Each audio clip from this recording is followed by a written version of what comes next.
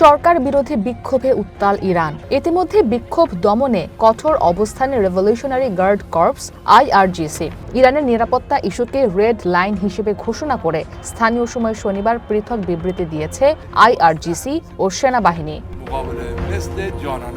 রাষ্ট্রীয় টেলিভিশনে প্রচারিত বিবৃতিতে আইআরজিসি জানায়, দেশের নিরাপত্তা ও 1979 সালের ইসলামী বিপ্লবের অর্জন রক্ষা করা কোনোভাবেই আপোষের বিষয় নয়। গত 2 রাত ধরে সন্ত্রাসীরা সামরিক ও আইন প্রয়োগকারী বাহিনীর ঘাঁটিগুলো দখলের চেষ্টা করছে। এ সময় বেশ কয়েকজন নাগরিক ও নিরাপত্তা কর্মকর্তাকে হত্যা করে সরকারি সম্পত্তিতে অগ্নিসংযোগ করা হয়েছে। চলমান এই পরিস্থিতি গ্রহণযোগ্য নয় বলেও উল্লেখ করা হয় বিবৃতিতে। বলা হয়, রাষ্ট্রীয় সম্পদের ক্ষতির চেষ্টা করলেই কঠোর পদক্ষেপের হুঁশিয়ারি দেয়া হয়।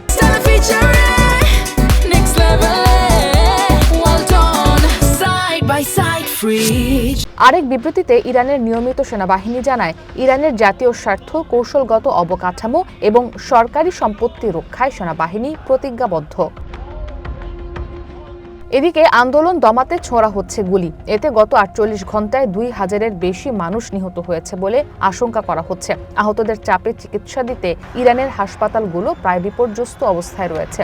স্থানীয় চিকিৎসকরা জানান, বিপুল সংখ্যক আহত বিক্ষোভকারীকে হাসপাতালে আনা হচ্ছে, যাদের বেশিরভাগের শরীরে গুলির আঘাত রয়েছে। এদের মধ্যে অনেকের মাথায় ও চোখে গুলির ক্ষতও রয়েছে। এমন অবস্থায় বাড়তি রোগীর চাপ সামাল দেওয়ার মতো পর্যাপ্ত সার্জন ও প্রস্তুতি হাসপাতালগুলোতে নেই বলে জানান চিকিৎসকরা। এদিকে ইরান জুড়ে ইন্টারনেট বন্ধ করে দেওয়ায় পরিস্থিতি স্বাধীনভাবে যাচাই করা কঠিন হয়ে পড়েছে। নিহতের সংখ্যা বাড়তে থাকায় গভীর উদ্বেগ জানিয়েছেন জাতিসংঘ মহাসচিবের মুখপাত্র স্টিফেন দুজারিক। এদিকে মানবাধিকার সংগঠনগুলোর হিসেব বলছে, গত 28 ডিসেম্বর বিক্ষোভ শুরু হওয়ার পর থেকে এখন পর্যন্ত শিশু সহ অন্তত 50 বিক্ষোভকারী নিহত হয়েছে। গ্রেপ্তার করা হয়েছে প্রায় 2500 মানুষকে। টাইমস বলছে, টানা 13 দিন ধরে চলা বিক্ষোভে পুলিশ ও নিরাপত্তা বাহিনীর গুলিতে নিহত 2 শতাধিক মানুষ।